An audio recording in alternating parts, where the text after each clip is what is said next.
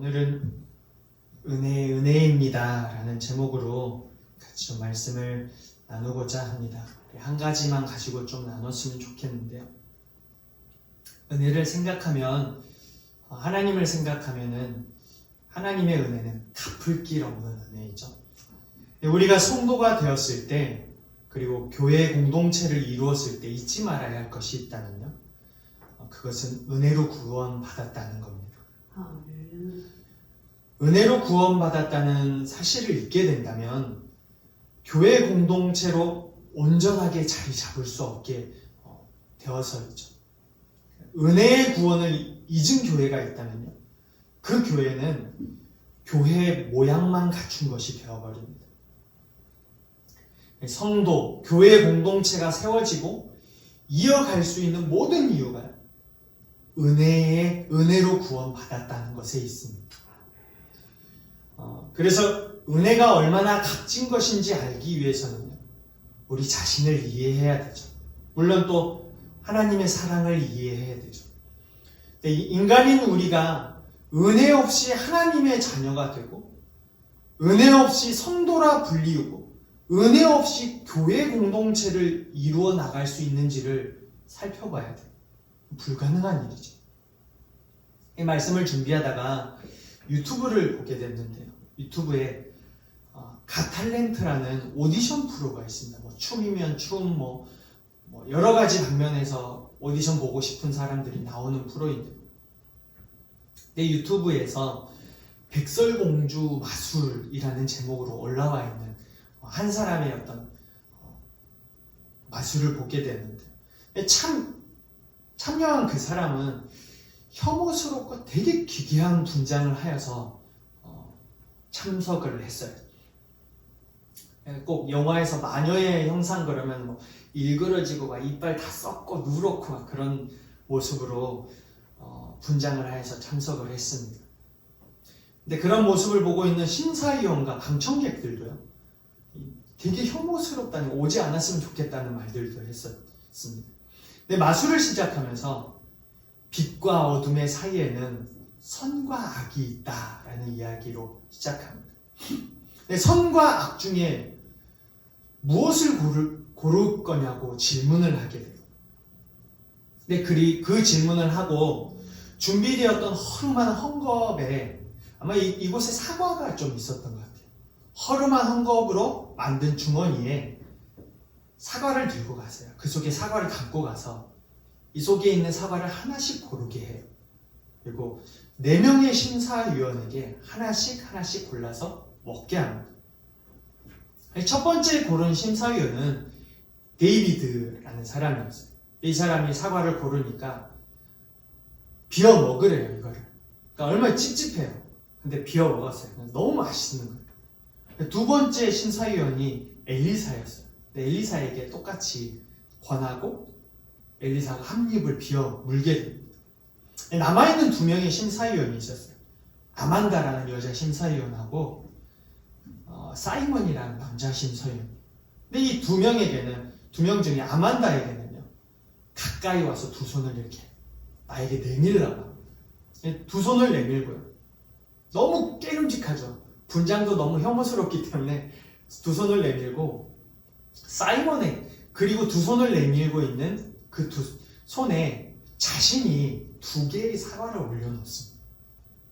그리고 사이먼이라는 심사위원에게 둘 중에 하나를 고르도록 합니다. 사이먼이 오른쪽 사과라고 얘기를 했어요. 그리고 아만다, 이제 그 오른쪽 사과를 한 입 비워 물으라고 하죠. 비워 물었더니 맛있는 사과였어요. 근데 그러고 난 다음에 의미심장한 말을 한마디 합니다. 아만다, 왜 사람들이 외모가 전부가 아니라고 하는 줄 알아?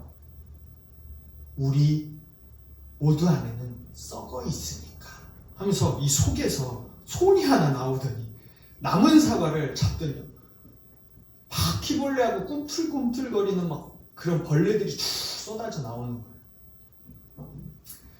거예요. 보는 내내 찝찝했어요. 우선은 분장도 혐오스럽고요. 마술하는 그거 자체가 좀 찝찝해요. 근데 참 의미 있는 이야기를 해주었습니다. 우리 안이 썩어 있으니까. 인간이 어떤 존재인지를 생각하도록 하는 말이죠. 아마 이 마술사는요, 사회에서 일어나는 악이나 사람들 안에서 일어나는 악한 습성과 같은 모습을 보지 않았을까라는 생각을 합니다. 우리도 그렇죠. 우리도 세상 사람들 앞에서 사람이 제일 나쁘다고 이야기를 하죠. 근데 그래서 우리 안이 썩었다는 표현을 하지 않았을까라는 생각을 해보게 됩니다. 그럼 그 마술사의 말대로, 그리고 성경에서 인간에 대해 말한 것처럼요, 우리는 선한 존재가 아닙니다. 이것이 성경이 말하는 인간이죠. 사람마다 선에 대한 기준에 차이가 있어요. 누군가는 좀 더 나은 기준을 가지고 있고, 누군가는 그렇지 못한 기준을 가지고 있어요. 여기서 기준은 좀 더 나은 기준이지 절대적인 선의 기준이 되는 건 아니에요. 좀 더 나은 기준을 가지고 있다 하더라도 인간은 선한 존재가 아니에요. 우리가 선한 존재라면요, 우리가 살아가는 이 사회는요, 선으로 가득해야 돼요. 아니, 가장 작은 집단인 가정만 봐도 가정에 선한 일이 넘쳐 흘러야 되죠. 하지만 그렇지 못하다는 게 사실이에요. 여러분, 우리 개인의 삶을 한번 평가해 볼까요? 우리 개인의 삶을 평가할 때 자신 있게 선한 삶을 살았다고 할 수 있는 자들은 없을 겁니다. 선하다는 평가를 받으려면 적어도 내가 행했던 모든 일, 그리고 나의 마음속에 계획했던 나의 계획에 선하지 않은 계획이 하나도 없어요. 그래 선하다고 하는 거예요. 선한 결과로 가득해야 되죠. 그런데 어디 그런 결과로 가득해요? 아니에요. 싸우고 이간질하고 분내고 성내고 눈에 보기 좋은 대로 내 마음이 원하는 대로 행동하기 일쑤이죠. 선할 수 없는 중대한 결함을 가진 자들이 우리라는 거예요. 본문에서는 우리에게 나타나는 모습들에 대해서 허물과 죄라고 표현해요. 로마서 1장 28절에서는요, 이렇게 말합니다. 그들이 마음에 하나님 두기를 싫어하며 하나님께서 그들을 그 상실한 마음대로 내버려 두사 합당하지 못한 일을 하게 하셨으니, 우리가 하나님을 마음에 두기 싫어하는 그 상실한 그 마음대로 내버려 뒀는데요, 하나님께서 합당하지 못한 일을 우리가 스스로 하고 있다는 거예요. 허물과 죄의 모습을 가진 자들에게 나타나는 특징입니다. 마음에 하나님 두기를 싫어하고, 그래서 하나님과 전혀 상관없는 삶을 사는 거죠. 여러분, 허물과 죄의 의미에서 중요한 거는요, 이것으로 인해 죽었다는 거예요. 그러니까 피부가 늙고 병들고 숨이 멎었다는 이야기는 아니에요. 관계가 틀어졌다는 의미이죠. 이건 하나님과의 관계예요. 하나님께 반응하지 못하는 상태를 말해요. 하나님께 반응할 수 없는 상태에서 할 수 있는 일은 우리 육체가 원하고 마음이 원하는 그것을 하는 것 외에 할 수 있는 게 없어요. 본문 3절에서는 우리도 다 그 가운데서 우리 육체의 욕심을 따라 지내며 육체와 마음에 원하는 것을 하여 다른 이들과 같이 본질상 진노의 자녀였더니 라고 말씀해 주고 있습니다. 본질상 진노의 자녀라는 의미가 뭘까요? 가만히 두면 허물과 죄가 자연스럽게 표출된다는 의미예요. 본질상 진노의 자녀라는 의미입니다. 가만히 내버려 두면요, 허물과 죄가 자연스럽게 표출된다는 거예요. 단 한 사람도 예외 없이 가만히 두면요, 욕하고 짜증내고 시기하고 질투하고 하나님과 상관없이 살고 가만히 내버려두면 그렇다는 거야. 가만히 내버려두면. 나의 유익을 구할 수밖에 없고요. 내 유익을 위해서 사람을 짓밟아야 될 수밖에 없고, 생각이 문란하고 마음에 시기와 질투가 가득하고 성내고 행위가 문란함이 나오게 됩니다. 그게 그래서 본질상 진노의 자녀라는 거죠.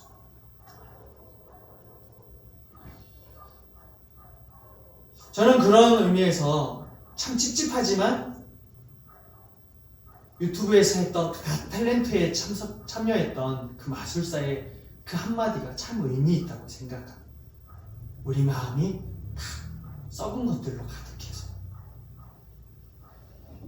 여러분, 가만히 두면요, 우리는 그렇게 살다가 죽는 게 우리의 삶입니다. 왜? 본질상 진노의 자녀이기 때문이죠.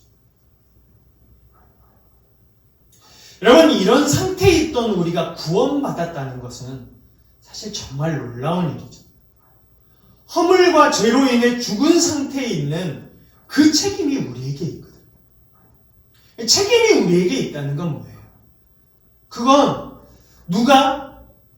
내가 누군가에게 내가 이렇게 된 게 너의 책임이라고 말할 수 없다는 거예요. 왜? 우리가 본질상 진노의 자녀라는 거예요. 가만히 두면 그렇게 행할 수밖에 없는 자들이라는 거죠. 사단의 속삭임에 넘어가며 사는 것, 세상의 풍조를 따라 사는 모든 것이요, 우리의 책임이기에 하나님에게 아무 책임이 없어요. 여러분, 범죄를 즐겨하고 온갖 더러운 일을 즐겨한 것은요, 범죄자의 책임이에요. 그로 인해 감옥에 가는 것도 범죄한 자의 책임이죠. 그 범죄함의 결과로 사형 선고를 받았다면요, 그것 또한 범죄한 자의 책임이에요. 우리가 본질상 진노의 자녀이지만 구원받았다는 것은 정말 믿기지 않을 만큼의 사건이에요. 그래서 구원을 얻은 성도들은요, 그 은혜가 너무 크고 감당할 수 없어서요, 그 삶을 돌이키게 되는 거죠. 그럼 구원받은 성도로 불리는 자들은요, 그 은혜가 너무 크고 감당할 수 없어서 그 삶을 돌이키게 되는 거예요. 큰 은혜를 입은 자가 할 수 있는 일은요, 대단한 일이 아니에요. 그 은혜를 입는 순간, 그 은혜를 깨닫고 아는 순간요, 고개를 숙이거나 감사하게 되거나 너무 감격해서 눈물 흘리고 그 눈물을 감출 수 없게 돼요. 그리고요, 그 은혜에 합당한 마음가짐, 합당한 생각, 그것으로 인해서 삶이 변하게 되는 거예요. 구원을 얻은 성도들은요, 그렇게 되는 거예요. 우리의 허물과 죄를 용서받았다는 것이 무슨 의미일까? 여러분, 우리가 어떻게 생각해야 되죠? 사실 그 의미를요, 적절하게 표현하기가 진짜 힘듭니다. 왜냐하면 너무 커서 표현할 길이 없는 거죠. 표현할 길이 없어서요, 하나님의 은혜로 구원받았다라고 밖에 할 말이 없는 거예요. 그럼 우리가 잘 알고 있는 찬송가 중에 그 크신 하나님의 사랑이라는 찬양이 있죠. 어떤 찬양이죠? 그 크신 하나님의 사랑 말로 다 형용 못하네. 저 높고 높은 별을 넘어 이 낮고 낮은 땅에 죄범한 영혼 구하려 그 아들 보내사 화목제물 삼으시고 죄 용서하셨네. 하나님 크신 사랑은 측량다 못하네. 영원히 변치 않는 사랑 성도여 찬양하세요. 그럼 성도에게요, 이 찬양에서 한 가지를 요구하는데, 영원히 변치 않는 사람, 측량할 수 없는 그 사람을요, 성도여 찬양하길 바란다고 한 가지를 요구해요. 표현할 길이 없는 거예요. 그 크신 하나님의 사랑 말로 다 영용 못하네. 저 높고 높은 별을 넘어 이 낮고 낮은 땅 위에 죄범한 영혼 구하려 그 아들 보내사 화목제물 삼으시고 죄 용서하셨네. 여러분, 그래서 그 크신 사랑을 측량할 수가 없는, 영원히 변치 않는 그 사랑을 우리가 찬양하게 되는 거죠. 악을 행하였다면 그것도 행한 자의 책임이고요. 제대로 살지 못했다면 그것도 제대로 살지 못한 자의 책임인데요. 하나님은 굳이 이 땅에 예수 그리스도를 보내시고요. 자기의 사랑을 확증하신 거죠. 믿음이 없는 자들에게 믿을 수 있는 증거를 보여주시면서 하나님의 관계 속으로 부르시기까지 하신 거예요. 누가 이렇게까지 행하신 하나님을 향해서 여러분 사랑이 없다고 말할 수 있겠어요? 누가 하나님을 향해 당신이 잘못되었다고 자신 있게 말할 수 있겠어요? 그건 우리가 본질상 진노의 자녀였는 것 때문에. 우리가 본질상 진노의 자녀였는데 하나님을 향해 당신이 잘못되었다고 자신 있게 말할 수 있는 사람은요, 아무도 없어요. 그렇게 말하는 자들은요, 세상의 풍조 속에서 일어나는 일들을 하나님의 탓이라고 말하는 자들인 거예요. 세상 풍조의 원인은 인간에게 있음에도 불구하고요, 그것을 하나님의 탓으로 돌리려고 하는 거죠. 선하지 못한 존재가 구원을 받았다는 건요, 정말 은혜예요. 가만히 내버려 두면 그렇게 살아갈 수밖에 없는 그 선하지 못한 존재가 구원받았다는 건 은혜예요. 우리의 허물과 죄의 결과가 절망이라면 우리가 할 수 있는 일이 아무것도 없거든요. 근데 그 절망을 소망으로 바꿔주셨기에 은혜인 거죠.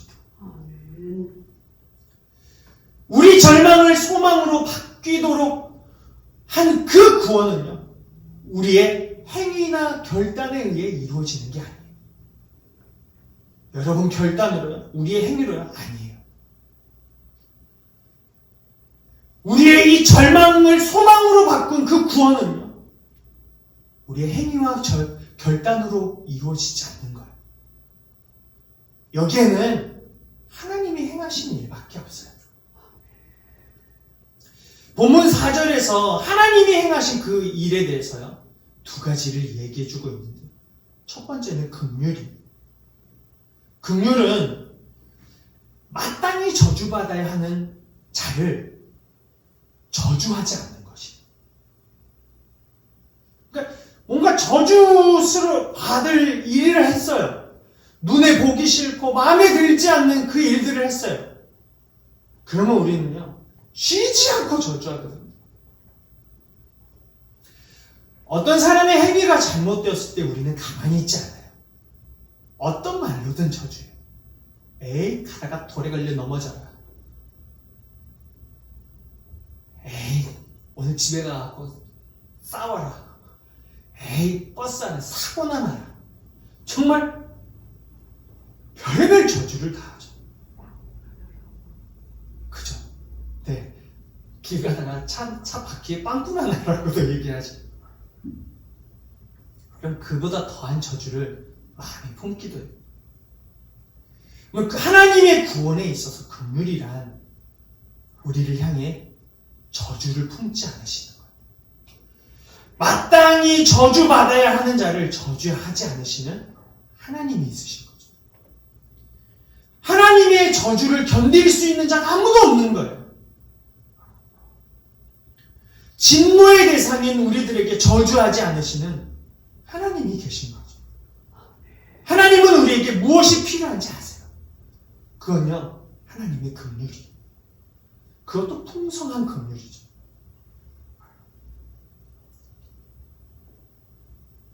본질상 진노의 자녀인 우리에게 하나님의 풍성한 긍휼이 아니고서는, 그 은혜가 아니고서는요, 살아나올 수 있는 방법이 없다는 걸 아세요. 그래서 우리에게 저주받아야 마땅하지만 저주하지 않는 긍휼을 품으시는 거예요. 두 번째는요, 큰 사랑이에요. 우리가 하나님을 사랑한 것이 아니라 하나님이 우리를 사랑하셨기에 큰 사랑이죠. 왜 큰 사랑일까요? 하나님이 우리를 사랑하시기 때문에 큰 사랑이에요. 왜냐하면 우리는 본질상 진노의 자녀였거든요. 그리고 하나님을 우리가 사랑한 게 아니어서요. 죄와 허물로 죽어야 했고 저주받아야 했던 우리를 덮으신 사랑이 하나님의 사랑이에요. 사랑에서 중요한 건 그 사랑을 소유한 사람이 누구인가요? 우리가 하나님을 사랑해서 하나님을 사랑하는 그 사랑이 우리 마음속에 소유되어 있냐? 아니면 죄인된 우리를 사랑한 하나님의 마음속에 사랑이 소유되어 있느냐예요. 여러분, 그 사랑을 소유한 사람이 누구죠? 하나님이에요. 죄인을 사랑한 그 사랑을 소유한 분은요, 하나님이에요. 하나님이 우리를 사랑하셨고 우리를 위해 독생자를 아낌없이 주셨고 우리의 허다한 죄를 덮으신 거예요. 그래서 큰 사랑이죠. 로마서 5장 8절에서는 그 사랑을 이렇게 표현했습니다. 우리가 아직 죄인 되었을 때 그리스도께서 우리를 위하여 죽으심으로 하나님께서 우리에 대한 자기의 사랑을 확증하셨는데, 우리가 아직 죄인 되었을 때, 그때 하나님의 사랑이 그 마음속에 있어서 우리를 사랑하셨다. 그 사랑을 확증해 보이셨다. 그럼 사랑을 소유한 분은 언제나 하나님이에요. 우리의 사랑은요, 언제라도 변할 수 있는 그런 상태에 있는 자들이에요. 하나님 사랑합니다. 그럼 숲 틀리면 사랑하지 않아요. 조금만 뭐가 틀어지면요, 하나님 사랑하는 마음이요, 사라져요. 좀 마음에 들지 않으면요, 사랑한다고 말하는 그 말이요, 변해요. 참 변덕스러운 사랑을 가진 자들이죠. 여러분, 우리는 변덕스럽지만 하나님은 처음부터 우리를 향한 사랑을 소유하고 계셨어요. 우리의 허물과 죄를 다 덮고도 모자람 없는 사랑을 소유하고 계세요. 그게 큰 사랑이에요. 모자라지 않아요. 우리의 삶의 전인격의 삶에 다 통틀어서요, 모든 사람의 죄를 덮고도 모자람 없는 사랑. 그게 큰 사랑이에요. 여러분, 우리는 선한 존재이기 때문에 이곳에 있는 게 아닙니다. 선한 존재가 되기 위해 이곳에 있는 것도 아니고, 처음부터 하나님의 긍휼에 풍성함과 큰 사랑이 아니었다면요, 성도로 불릴 수 없는 자들이에요. 선하지 못한 존재가 구원을 받았다는 건 정말 하나님의 은혜예요. 우리가 어떻게 하나님의 자녀가 되고 어떻게 그의 거룩한 백성이 될 수 있어요? 우리의 힘으로는 절대 불가능한 일이죠. 우리는 처음부터 본질상 진노를 향해 가는 습성을 가지고 있는 자들인 거예요. 흔히 믿음으로 구원을 얻었다고 말해요. 마치 우리가 하나님을 믿었기에 구원을 받았다는 것처럼 들려서 믿음을 가져준 내게 구원에 어느 정도 지분이 있는 것처럼 생각하지만 사실상 그 표현은 완전히 맞는 말이 아니에요. 믿음은 어떤 사실을 받아들이는 행위밖에 없는 거예요. 믿음으로 구원을 얻었다는 말은요, 믿음이 구원 그 자체를 말하는 건 아니에요. 하나님의 사랑이 예수 그리스도를 통해 완전히 드러나고 그의 죽으심과 부활을 통해 구원을 완성했다는 사실을요, 받아들이는 것밖에 없는 거예요. 그게 믿음이에요. 구원은요, 이미 완성되어 있는 거예요. 완성된 구원을 네, 제가 받아들이겠습니다 라고 하는 거예요. 그러기에 믿음은요, 우리의 실력이 아니에요.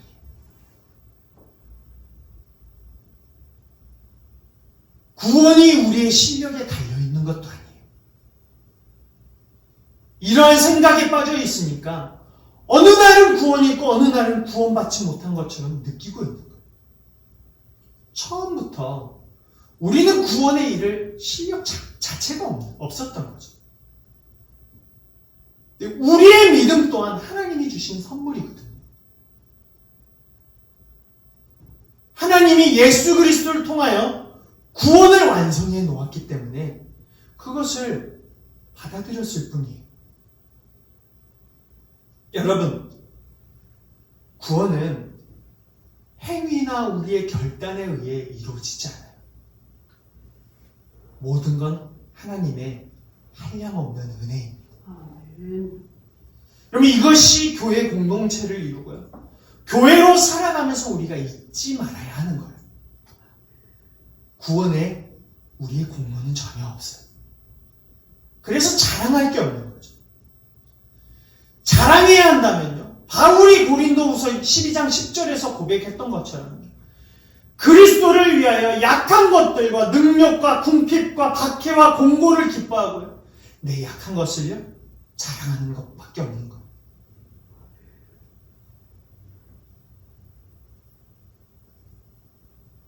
교회 공동체를 이루다 보면요, 우리 안에 스물스물 올라오는 게 있어요. 내 자랑이죠. 내 신앙이, 내 헌신이, 내 헌금이고 나의 공로죠. 그럼 어딘가에 내 이름 새겨지는 거 너무 좋아요. 집사 직분 받고요, 권사 직분 받고, 장로 직분 받고, 단계 올라가는 것처럼 여기는 사람들도 있어요. 어딘가에 교회를 건축하면 그곳에 내 이름이 새겨지길 원해요. 나의 발자취가 남는 것을 지우지도 못하게 하고 내가 이랬다는 것을 자랑하려고 해요. 그런데 우리 기억해야 돼요. 우리가 믿음이 좋아서 구원받은 게 아니라는 사실이, 이 교회 공동체, 우리가 성도로 살아가는 것, 이 모든 것에는요, 하나님의 은혜밖에 없다는 거예요. 우리의 헌신으로 구원받은 게 아니에요. 교사를 몇 년 했고 얼마나 많은 봉사를 했고, 그럼 그게 교회에서 왜 중요하죠? 이 교회에서 가장 중요한 거는요, 하나님의 한량없는 은혜구나 하는 걸 기억하는 거 외에 없는 거예요. 우리가 교회 공동체를 이루면서 끊임없이 말해야 되거든요. 우리가 누구 때문에 성도가 되었고 어떻게 성도가 되었는지, 그 은혜를 입게 되었는지 기억하고 날마다 고백하고요, 그 일을 이루신 하나님을 자랑하는 것밖에 없어요. 아멘. 우리는 오늘도 그 은혜 때문에 살아가는 것 아니에요? 하나님을 항상 향한 변덕스러운 나의 마음에도 불구하고 여전히 풍성한 긍휼과 큰 사랑으로 나를 덮으시고 모자람이 없는 그 하나님의 은혜 때문 아닌가요? 가만히 놔두면 죄를 향하여서 갈 수밖에 없는 자인 우리의 구원이 하나님의 은혜 때문 아닌가요? 하나님의 큰 사랑과 예수 그리스도의 은혜 앞에서 우리는 아무것도 자랑할 게 없는 거예요.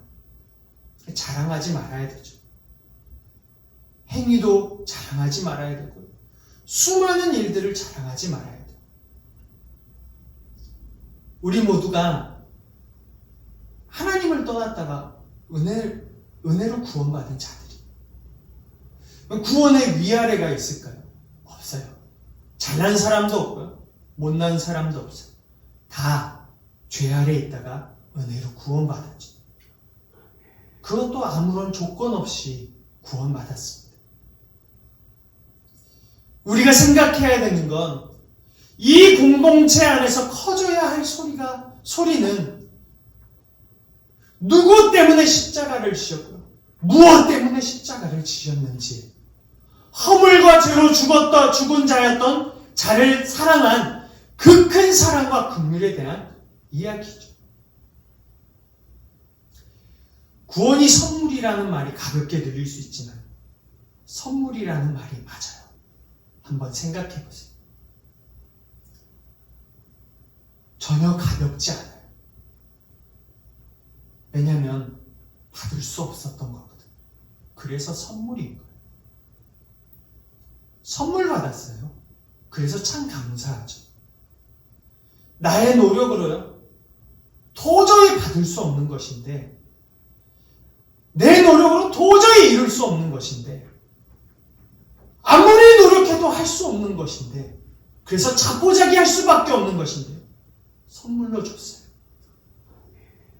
그러니까 감사한 거예요. 선물이라는 그 말에 얼마나 위로가 있고 감격이 있는지 몰라요. 자격도 없고 능력도 없는데 선물로 받았어요. 아무 자격도 능력도 없는 우리를 보시고 선물로 주신 거예요. 그래서 그 은혜가 더할 나위 없는 거예요. 우리에게 이 은혜에 대한 생각이 멈추지 않는 것이 우리 삶의 복이 되길 바랍니다. 아멘. 여러분, 그리하여서 교회 공동체가 그리스도 안에서 건강한 공동체가 되기를 주님의 이름으로 축복합니다. 아멘.